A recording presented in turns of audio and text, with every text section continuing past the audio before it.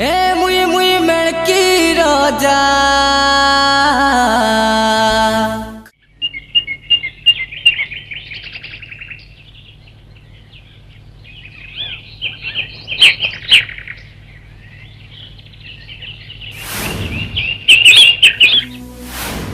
ए मुई मुई मेड़की रोजा मोर दुई सिंह गुजा गुजा भाग रे। अरे गुटे सिंगे मुई पर्वत टाले अच्छा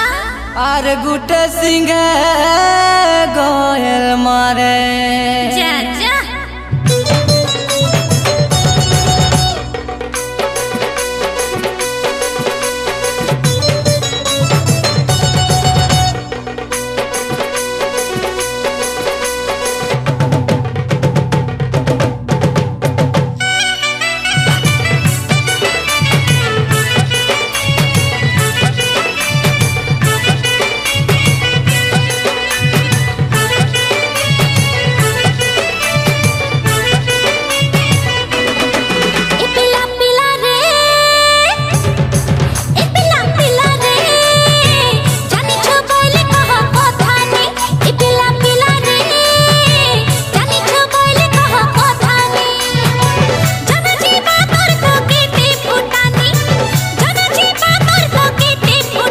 मते नहीं बालबू शुरू मुई तो गुरु महागुरु मते नहीं बालबू शुरू मुई तो गुरु महागुरु कांडेरी था हो करू था पहुँचे सजनी ए पिला पिला रे जानी छ बोले कह कथानी ए ननी ननी रे पहुँचे सुनु थिबु कथानी ए पिला पिला रे जानी छ बोले कह कथानी ए ननी ननी रे पहुँचे सुनु थिबु कथानी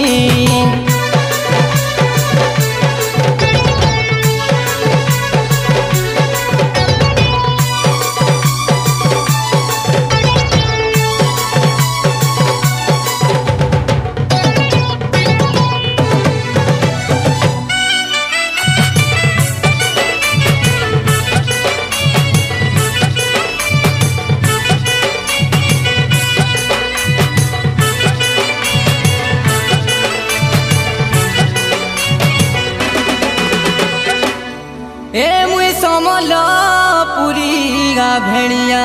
तुई का ए मुई समलपुरी गा भेड़िया जा दर्पण देखबे कथा कहूथिले कथा निभे कानी छटा मारुथिले बढ़िया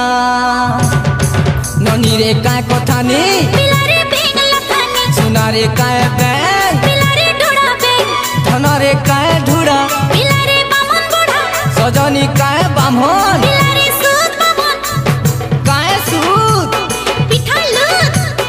काय पिठा अरे ताल गाइठा काय तालगा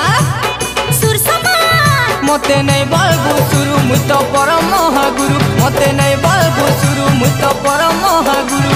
कांडेरी था हो करू था कौछा सजनी बुझलू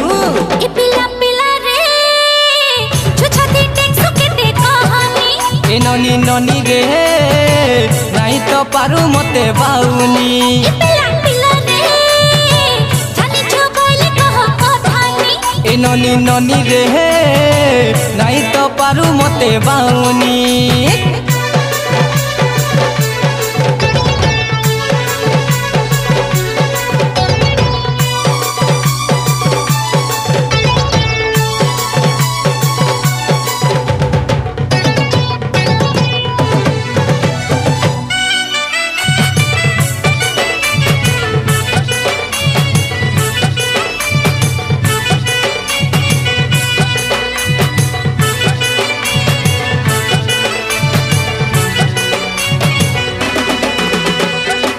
ए अमर कली बाउंसर हेड़ुआ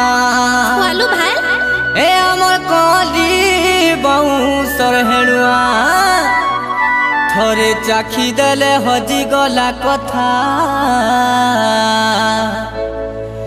सर पड़ू थी सी बढ़िया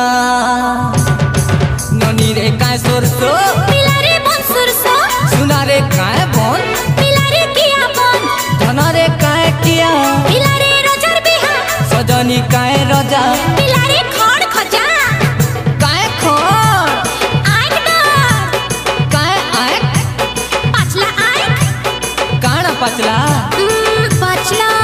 मते नहीं पारू मुई तो संबलपुर मेरू मते नहीं पारू मुई तो संबलपुर मेरू हारलू जदी जेंटा बाजी दे दे सजनी बुझलू काए पिला पिला रे ये सिखाला तते कथानी ए पिला पिला रे